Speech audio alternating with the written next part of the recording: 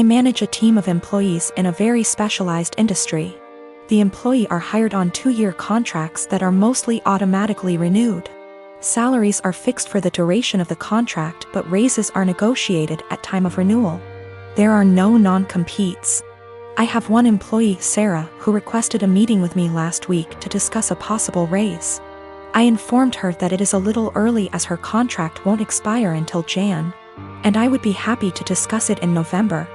She told me she would like to discuss it now as her current salary does not reflect the amount of work she is doing. So I set up a meeting with her on Friday and told her I will hear her out. To her credit, she gave well thought out presentation listing the average salary in her field, the extra responsibilities she had to take on, and the extra revenue she was able to generate, etc. In the end, she asked for a 19% raise to stay on. This was a substantial jump, but I thought she made some good points and, with inflation being what it is, I can sell it to the managing partner that we are locking down a good employee for 2 more years. After the presentation, I told her I will just approve the raise and talk to the managing partner about starting her new contract early. Since the only things we are changing are the salary numbers, we can have the new contract ready for her to sign by Tuesday. She seemed very surprised that I did not try to negotiate and looked a little shell-shocked that the meeting was over so quickly. So anyways, I spent the entire weekend selling the raise to the partners and harassing legal to get the documents ready. However, when I gave her the documents to sign this morning, she asked for another meeting to discuss salary. She informed me that after doing more research over the weekend, her pay is still not reflective of all the work she is doing. At this point, I got pretty annoyed and told her that we can discuss in 2 years. I thought that was the end of it, but after lunch she came to my office with 3 offers letters she received from our competitors. One in our city with a salary that is 2 to 3% higher, and 2 from other states that are 8 to 9% higher. She asks for the new salary to at least match the competitor in our city to stay. At this point I got very frustrated and told her that she is now free to work for our competitor, because her contract with us will not be renewed. She called me in, and left crying, immediately telling all her coworkers that I fired her for asking for a raise, which obviously caused quite an uproar. My wife thinks that I am the because I could have just said no. She probably had the other offers for a while and was never going to actually leave. She recommended that I offer her back the new contract. Anyways, I am contemplating going back to the office tomorrow and offering Sarah her new contract again. But I just felt like the relationship between us is ruined after this whole situation. Her currently contract is negotiated 2 years ago, which is why there is a discrepancy in pay with the current offers. There are also a lot of reasons for differences in salary even within the same city. Perhaps less PTO, maybe more responsibilities, maybe they lock them in the contract for 3 years instead of 2. Which is happening more and more now. Maybe they have a non-compete, or maybe they are better. I can't say. Her contract expires Jan, so she has plenty of time left at the company if she wants to finish out. Sarah is WFH today, so I sent her an email apologizing for overreacting yesterday, and informing her that she is an important member of our team and that I worked really hard to get her the raise she initially requested. The new offer still stands provided she return the signed contract to me today before 5 p.m. I would be happy to execute it immediately and get her sorted out before the next payment period. She emailed back also apologizing for her reaction yesterday and said that she enjoyed working here and feels like she really has an opportunity to grow. But she then ended the email asking if I would still be willing to reconsider upping the offer to match her other offer. At this point, I just can't even anymore. I basically ignored her email, and at 5:01 p.m. with no signed contract from her, I sent an email to the managing partner I was talking to all weekend. Hope this email finds you well. I am writing to inform you that Sarah has elected to decline the new contract as it is written. She has informed me that she received an offer from our competitor with a salary of XXX. I have attached a scanned document of the offer letter with this email for your convenience. She has requested that we match that salary to retain her services as our current offer is insufficient. As of right now, her contract expires January 22nd. Please advise on the next steps. My daughter received a bike from her uncle, my brother, on her 11th birthday.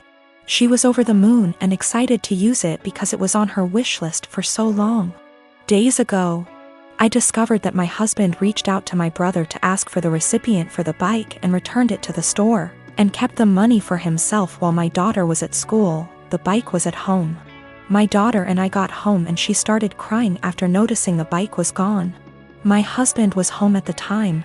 He told me he returned the bike and got money in return to spend on something useful for us since the bike was just there as a distraction and there was no need for it now since we're the dead of winter.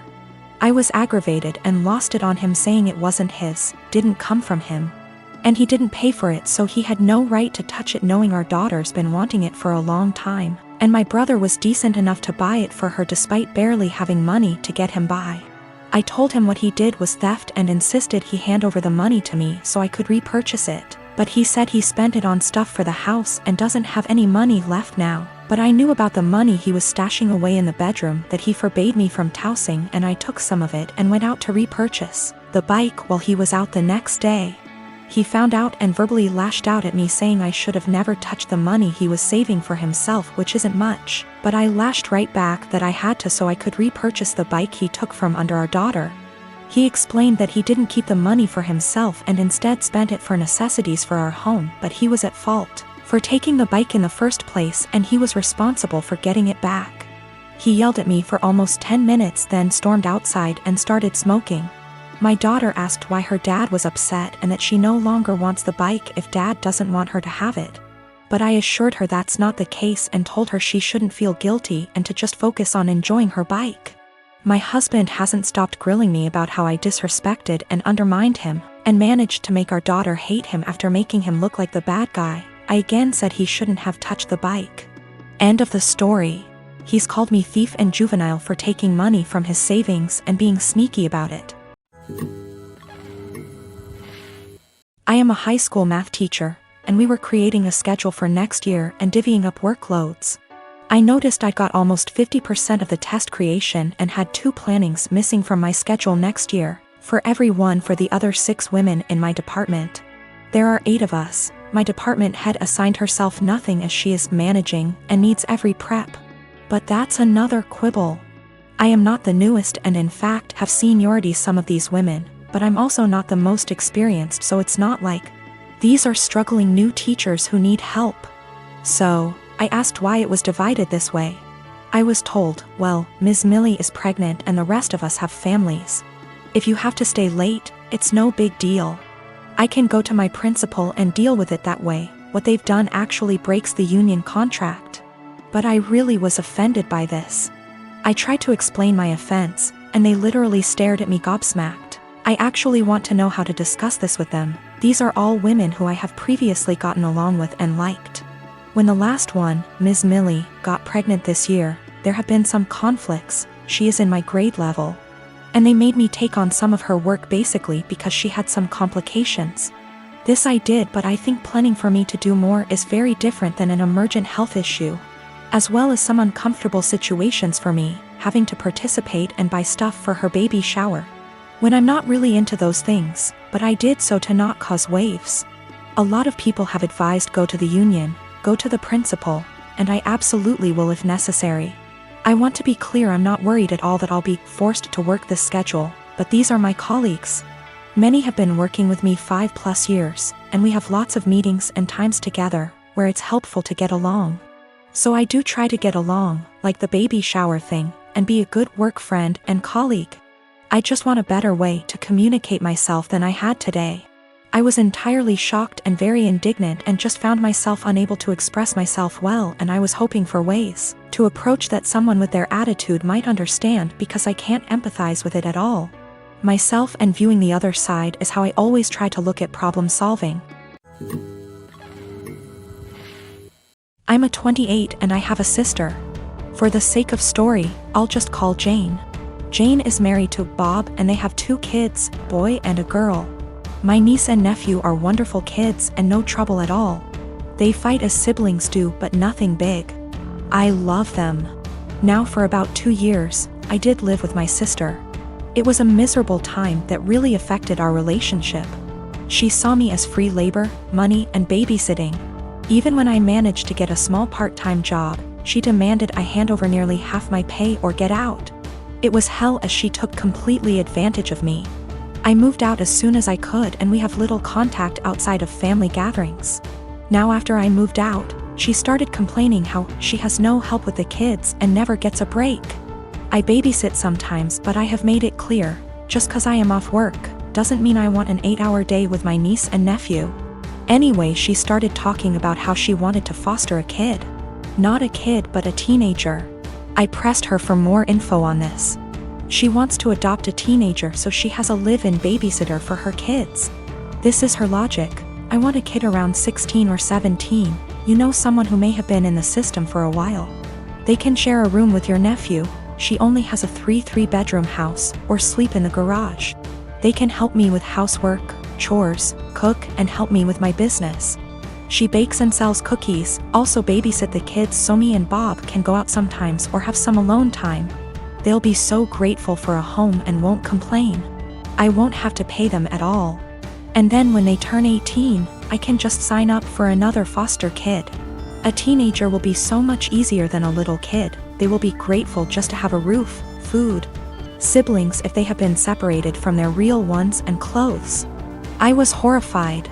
Told her it was a horrible idea. She didn't listen to me. She went on with it anyway. About a month ago, a social worker showed up at my apartment to ask me some questions about my sister.